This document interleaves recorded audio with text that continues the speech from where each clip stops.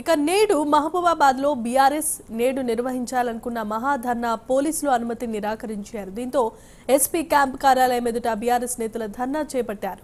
BRS జిల్లా party అధ్యక్షురాలు మాలోతు కవిత ఈ ఆధ్వర్యంలో ఈ ధర్నా నిర్వహించారు. ఈ ధర్నాలో మాజీ మంత్రి సత్యవతి రాథోడ్, ఎమ్మెల్సీ రవీందర్ రావు, మాజీ ఎమ్మెల్యే మనోజ్ శంకర్ నాయక్, మాజీ ఎమ్మెల్సీ పోచంపల్లి శ్రీనివాసరెడ్డి తదితరులు పాల్గొన్నారు. బీఆర్ఎస్ ధర్నాకు అనుమతి ఇవ్వాల్సిందిగా డిమాండ్ చేశారు.